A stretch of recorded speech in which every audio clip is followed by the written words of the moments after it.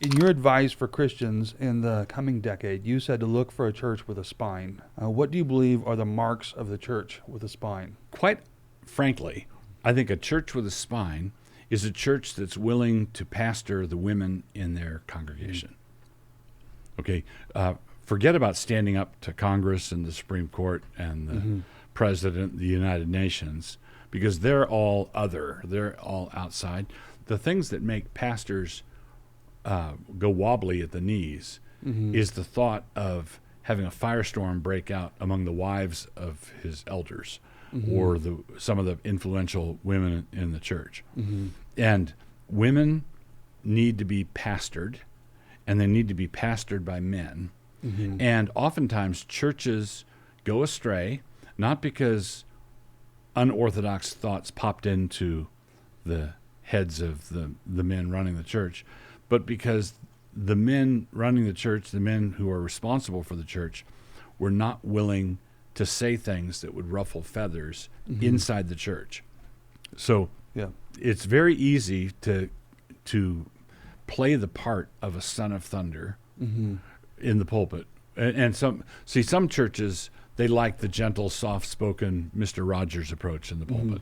But other traditions, like the Wild Bill Hickok in the a gun show in the pulpit.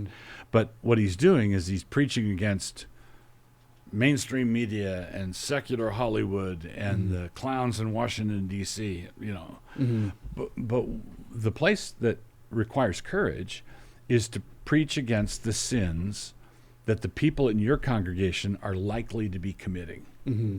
Right? What are they doing?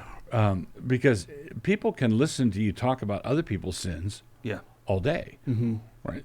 The mark of a church with a spine would be where the sermons are applicatory, and I follow the general Puritan exposition and application.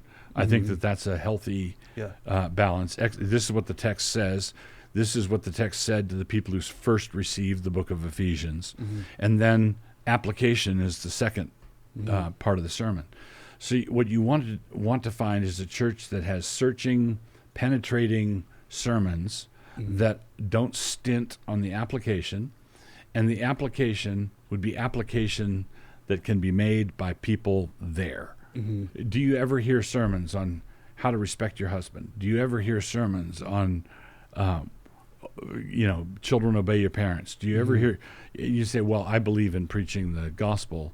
Well, you're saying I believe in preaching, you're either saying you only believe in preaching the first 3 chapters of Ephesians and not the last 3 chapters, or you're saying the last 3 chapters aren't gospel.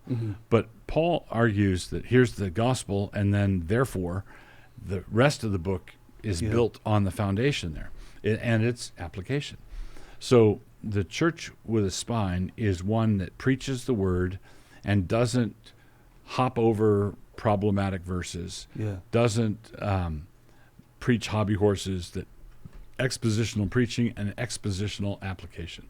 And when you do that, where you're giving the application that actually hits home with the congregation in front of you, it's weird because I know from the pulpit you can feel it when you hit it, because it's weird, but I think even the babies know to be quiet.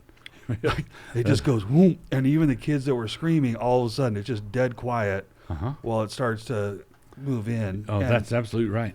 And it takes courage to push onto the gas and make sure that you get it all the way in. At that what moment. I would tell young pastors who have just received a call in the church is I wouldn't tell them to make sure to make trouble in the first 6 months. Right.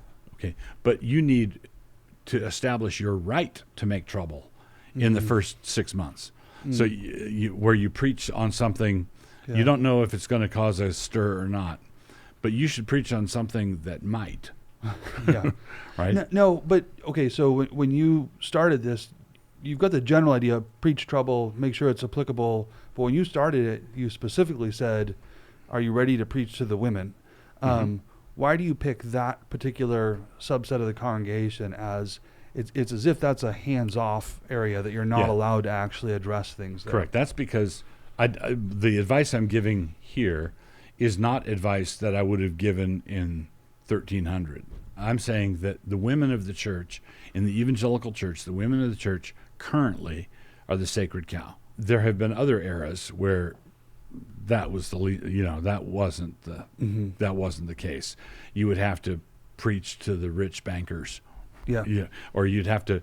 There are people that that person is not a sinner because he's a fat tither. Okay, that's a previous. That's not the big thing now, but has been in the past. Currently, the group that you're not allowed to criticize or act as though they have struggles and temptations that are unique to their station, that group is women. That's our current no-fly zone. And I believe that when the reaction occurs, and I think there'll be a reaction, and a bunch of meathead men will take over and they'll beat their chests and stuff, and then in 100 years, the young pastor needs to go after them first. Right. Right now, we live in a feminized culture. We live in an effeminate culture. We live in a culture where men have abdicated or been excluded, and all for the sake of the sensibilities of the women.